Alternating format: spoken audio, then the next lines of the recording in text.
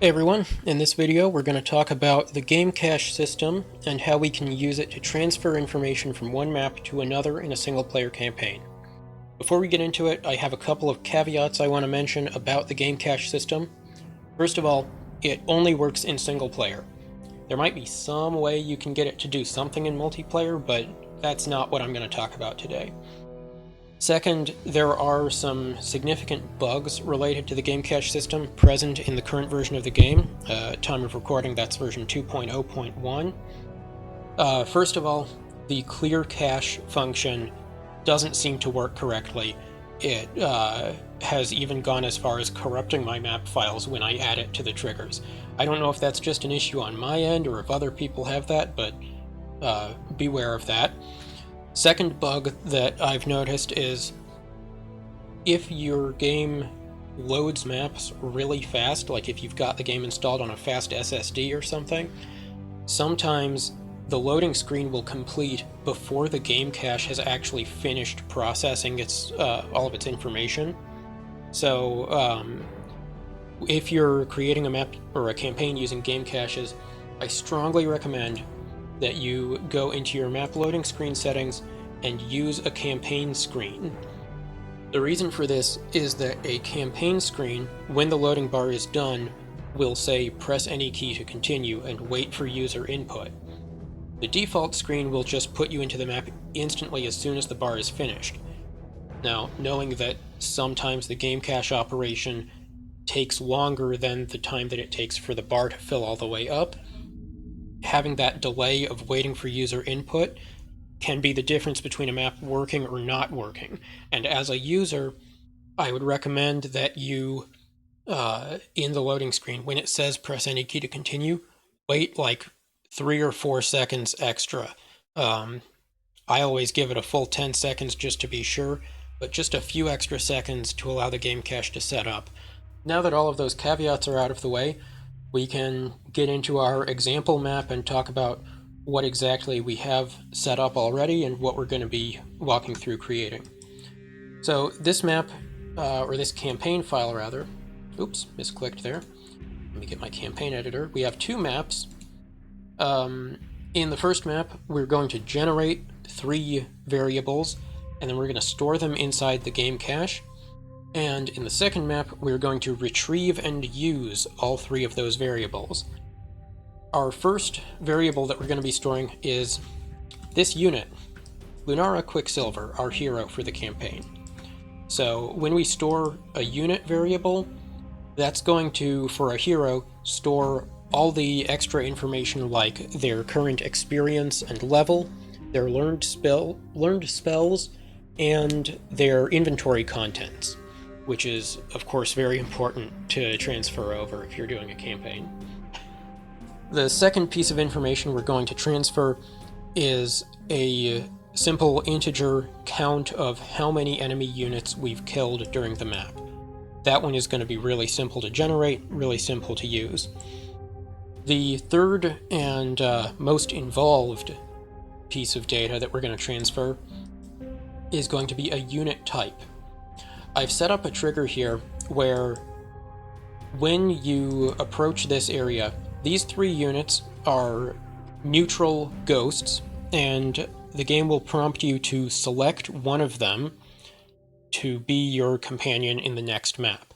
So the interface I've set up for this is very simply the player attacks the one that they want to choose, and after a single attack has landed, all of these units will disappear and the game will remember which type of unit you attacked. I want to be very clear on that distinction there. In this case, we are not storing a unit, we are storing a type of unit. And then we will create a unit of the same type later. After the player has chosen their ghost and come down here, we're going to have these 3 enemies here, and you see the one in the middle here has an item, the ghost key, and that's going to be used in map 2 to open a gate. So that's going to demonstrate a use case for storing the inventory contents of the hero. Once we're in map 2, let's open the second map here. We're going to create our hero unit and our unit of chosen type. Proceed down to the gate, where if we have the key, the gate will open. If we don't have the key, we'll have to bash it down. And down here at this circle of power, once we arrive here, the game will display a simple text message informing us of how many enemy units we killed in the last map. Let's hop back to map 1 and start looking at our triggers for this.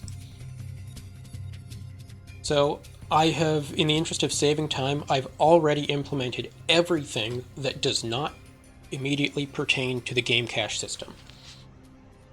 So we have all of our globals already declared that we're going to use. I've done this for both maps. Every variable that we're going to need, I've already declared them ahead of time. So we have Lunara, our unit, we have our kill count, our integer, and we have ghost type. This is our unit type variable. These are the three that we're going to be transferring to the next map. The rest of these are just going to be used locally on this map. So as it stands now, all that happens when Lunara enters the warp zone is we set the next level to map 2, and then we victory for player 1, skipping dialogues. Before this happens, we want to store all of our information into the game cache. So let's get started on doing that. The very first thing we need to do is create a game cache. And I want to make it very clear that this function is not necessarily creating the game cache file itself.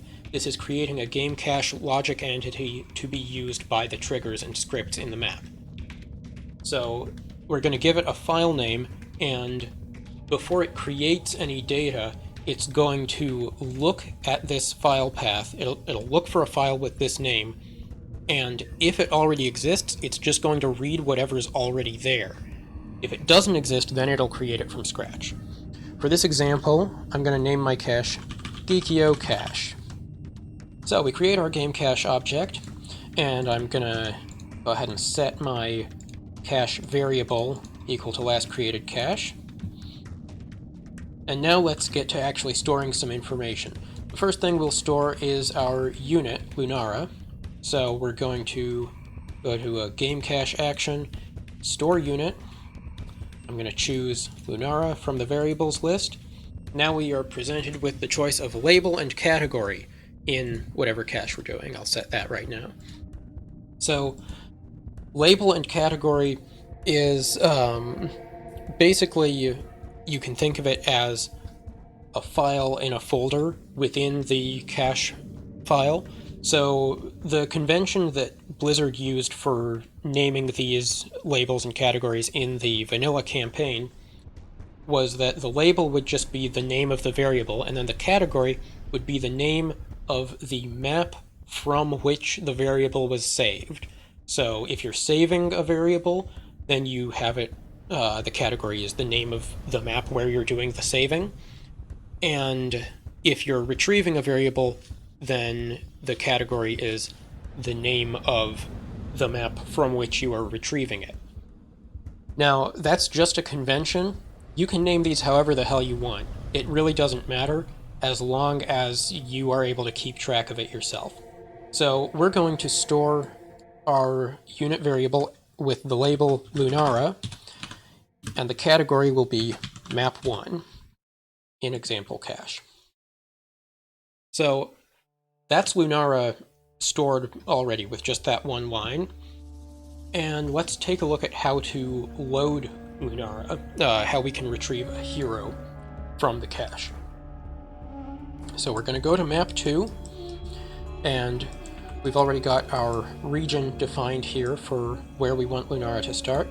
And again, I have already initialized, or I've already declared all of my global variables that I'm going to use. Bear in mind that any data you store in the cache, you're going to have to declare new variables to refer to that information every time for every map, because these variables are stored within the map independently. They don't transfer over to other maps in the campaign or anything. So in our initialization, I'm going to use a comment line to separate off a new section for all of our cache loading related actions.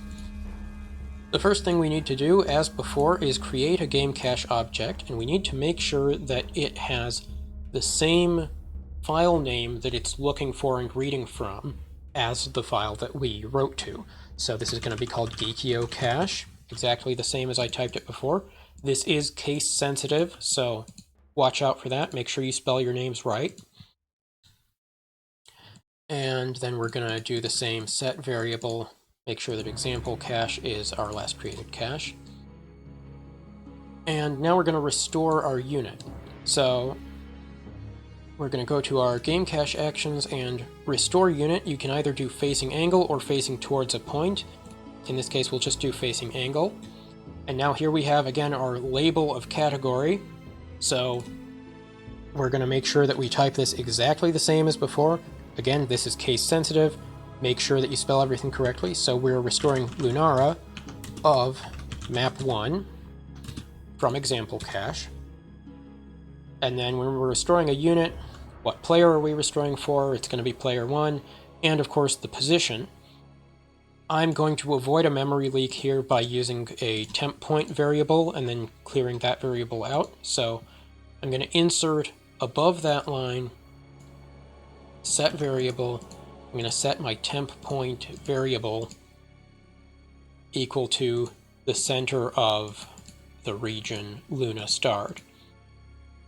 And then after I've already used that variable, I'm going to do a line of custom script, and we're just going to call remove location, if I can spell it right, udg temp point. Again, everything's case sensitive.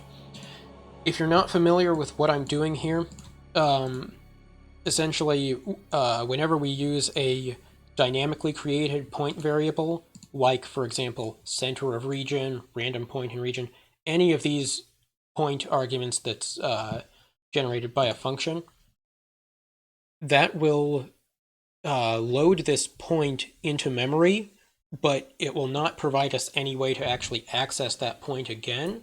So it will sit there hogging up space in the memory until the map is actually done and we get the end of map loading screen.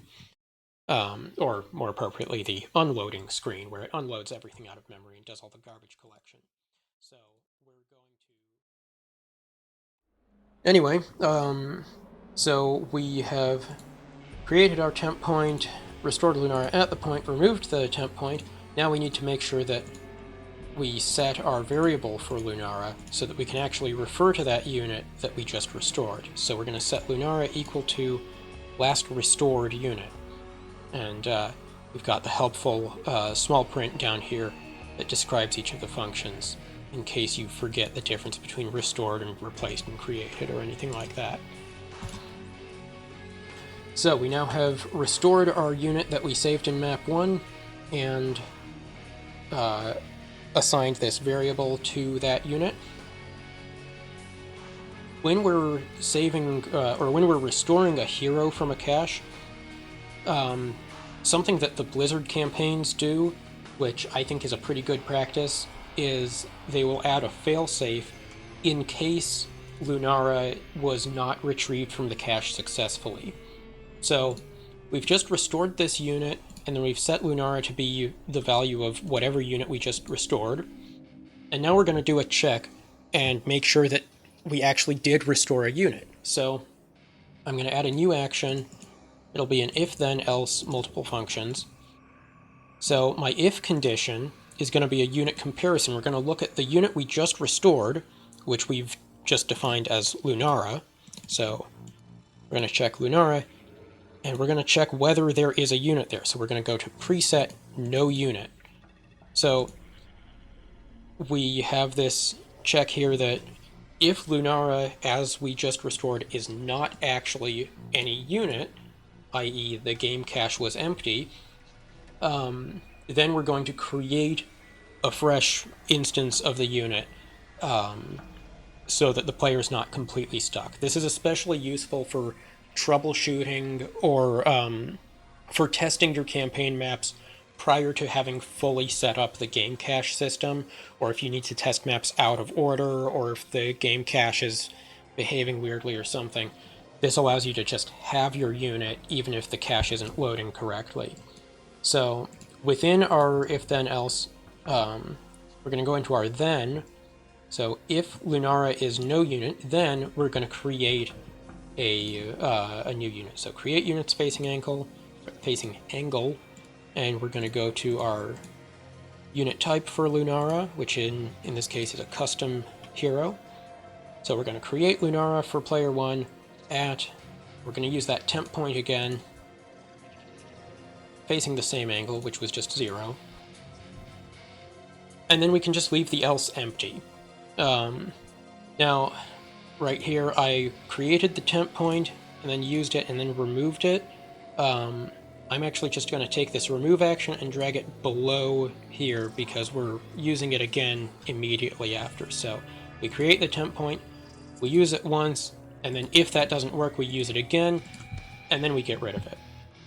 So this will restore Lunara, or if that fails, it will create basically a backup unit. And of course, if that backup unit has to be created, we're going to copy our set variable for Lunara, and we're going to make that last created unit. But again, note that that is within the if then else, so that's only going to happen in the event that we're doing our backup unit. Okay, so that's our hero stored and restored from the cache. So let's hop back to map 1 and store our next piece of data. This is going to be a real fast one because it's just our kill count integer that we're going to store. So our kill count trigger has set the variable to whatever it's going to be, and now we just need to add this new action, game cache, store integer, and we're going to find our integer variable, kill count, and we're going to give it a label, so store it as kill count of map 1. There's our label in our category. Make sure we're using our cache variable. And now we hop back to map 2. And after we've restored Lunara, I'm just going to create a new action, game cache, and, oh, excuse me, not a game cache action. I'm going to set a variable, so I already have the kill count variable declared up here in the map. So I'm going to set my my kill count global variable equal to the one from the game cache. So we're going to say set kill count, and then for the value we're setting it to, we're going to go function, and here is going to be our game cache function somewhere in here. There it is. Game cache load integer value, and we give it the same label and category. So kill count of map 1 from example cache. So that's as simple as that is for the integer. And then our third piece of data that we're going to transfer is a unit type. So if we go into our warp zone trigger and look at our game cache functions that we have available, we can store a unit, we can store real, integer, boolean, or string. We can't store a unit type. And this is one of these cases where the trigger GUI, which is designed to make things more easy and approachable, is actually getting in the way and making this harder. So, the ghost type variable, the unit type variable type, is essentially, if we look at any of our units, you can see they each have a 4-digit identifier. So the elf archer is EARC, the druid of the Talon is EDOT, the knight is HKNI. You get the idea. Every unit, every doodad, everything in the object editor has one of those IDs. And something that you might not know is that despite being spelled out with alphabetical letters, those IDs are actually just integers. They're just being represented as ASCII characters, but under the hood, the game is handling those as integer variables. But in order to prevent users from getting confused in the trigger editor, they've basically separated unit type integers and actual number integers. And so if I have if I want to set an integer variable, let's look at our set variable function here. I can't type any letters in. I'm going to try typing some letters, and it just gives me an error sound. It doesn't even let me do it. So we can basically bypass that limit by using a custom script line. So this is the blizzard.j file from the game files. This is just a list of all the, basically all the script functions. There's common.j and blizzard.j. These contain every function in the trigger editor, and then some that aren't in the trigger editor as well. So this function here, GetStoredIntegerBJ, is exactly the same function that appears when I do new action, game cache, store integer. So this item right here is literally exactly the same as this. It's just abstracted in the GUI. So if I wanted to set my, if I wanted to store my unit type as an integer, because again, it is just an integer under the hood, I can't do that through this GUI. So if I try to do store integer and choose the value, where's unit type? There is no unit type option in here. I just can't do it. I can't choose my unit type variable. It's not possible in the GUI.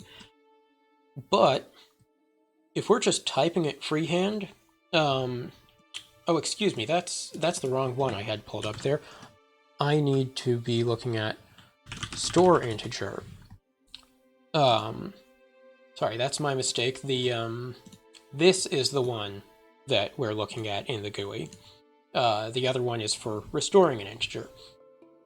So this function, StoreInteger, is exactly the same as what we've got in the GUI, except the key difference is that we can just type any old thing that we want into here. So we've got our 4 arguments that it takes. So we've got the integer value, and then 2 strings, key and mission key. That's in the GUI, those are called label and category, but key and mission key in the actual code. And of course, the name of the game cache. So let's go ahead and write out what exactly we want to do. So we're going to call that function. We're going to call, let me make sure my language is set so we get the colors. We're going to call StoreIntegerBJ, and then parentheses to contain the arguments.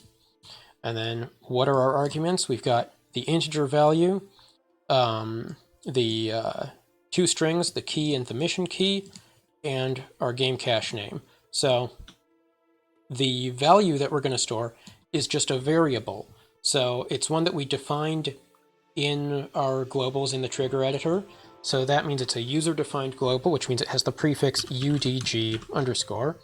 And then we just type in the name of the variable as specified there. So ghost type.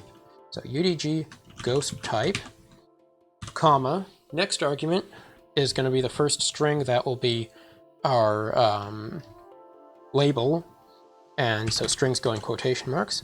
Label is going to be ghost type, comma. Next argument is another string. This is our category, map1, just like with the rest of them.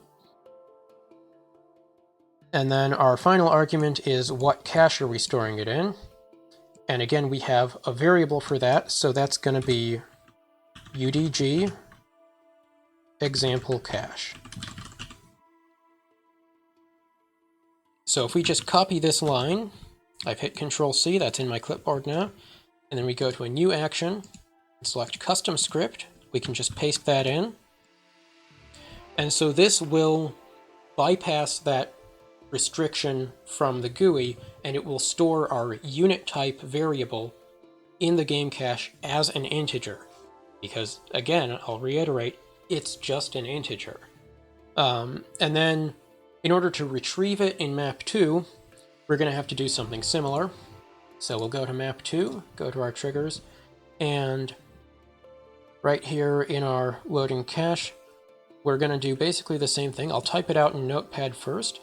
So we'll go back to blizzard.j and I'm going to search for my search for the function I'm going to use. So it's GetStoredInteger. There it is, GetStoredIntegerBJ. And you can see that's going to take the label, category, and what cache, and then it'll just return the integer. So we're just going to say for our next function we're going to do, we're not just calling a function, we're setting a variable. We're setting ghost type here equal to the stored integer. So we're going to do set, and then UDG, because it's a user-defined global, UDG ghost type equals, and then this is where we put in our function. So that's going to be GetStoredIntegerBJ, GetStoredIntegerBJ, brackets for our arguments, and then first argument is going to be the label, and we can actually just copy this in. So it's going to be label, and then our category, and then the name of our cache. We can just copy this whole thing in.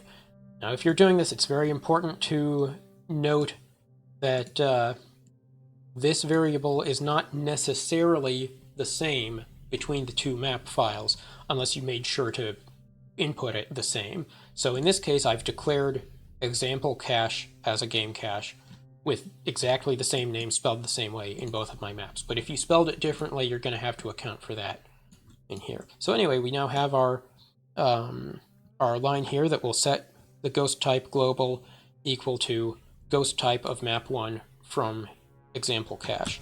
So I'm going to copy that, and at the bottom of our initialization trigger here, I'm going to again do a custom script and just paste that line in there. And there we go.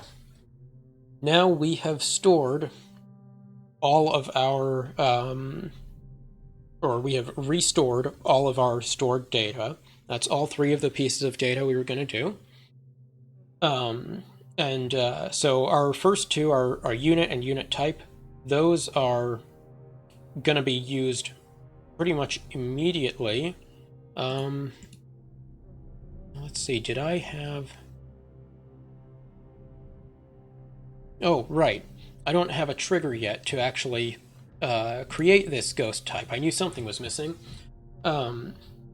So we've retrieved the type of the unit, but of course we need to actually spawn the unit in. That's going to be real simple. We're going to do it the same as you would for creating any unit of a given type. We're just going to go unit, create unit spacing angle, but for the type we're just going to use our global variable, which we just set equal to the variable data stored in the cache. And it's going to be for player 1. And we're going to do the temp point trick again. So at temp point facing, sure, default building facing, why not? Doesn't really matter. And then I'm going to grab my temp point functions. I'm going to copy and paste these, reorder them there. And then I'm just going to change this region that I'm using from Luna Start to Ghost Start. So now Lunara is being restored and used correctly. Our kill count is being restored, and I already have the trigger in place that's going to play that message that uses the kill count integer. And finally, we have restored our unit type for the ghost and created a ghost of that type. So with all of that finally done, let's open up the map in-game and take a look at how it actually plays out. When I did the first recording, I completely forgot this. One more thing you need to do before you're done. Action, game cache, save game cache, and choose the cache variable. You got to make sure that you actually save it, otherwise, of course, it's not going to transfer your data properly. Okay, here we are in-game with our campaign. Let's open up the first map and see how it all goes. Now remember I said at the start, give it a few extra seconds on the loading screen. In this case, it should be fine because it's not initializing the cache right now, but when we transfer to the next map, that's going to be important. What do you want, human? This better work. Alright, so let's choose our ghost that we're going to bring with us to the next map. I'm going to go for the Battle Golem, or no, I'm going to go for the Fire Revenant this time. Zeroed in. Taking a shot.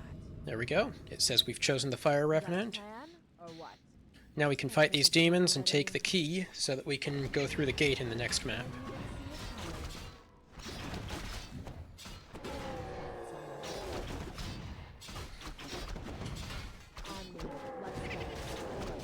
They're already dead.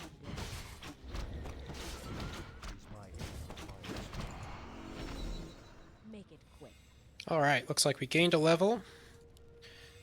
So take note of the spells that we have and our inventory contents and our XP. And remember that we killed 3 units right here. Moving out. On the next map, again, I'm going to give it a couple of seconds. We should have our Fire Revenant next to us. We should see our hero has the same level and abilities and inventory. And then once we arrive at the Circle of Power, we should be told that we killed 3 enemy units. And here we can see that our 2 units have been restored correctly. We've got our key and our inventory contents. We've got the same amount of XP. On me. Let's go. Let's get this done already. Now here's our gate. Better work. Moving Looks like that worked. Oops, I left a debug message in there. But now we really know that it checked for the key. Let's hop onto the circle, and it says in map 1, we killed 3 enemy units. Excellent. That is indeed the number of units that we killed. So there you go, that's the game cache system. Obviously this is critical for creating any kind of campaign. If you're interested in taking a look at this map file more closely to see how I did it, I'm going to provide a download for the map file in the video description. And yeah, that's about it. So I'll catch you all in the next tutorial.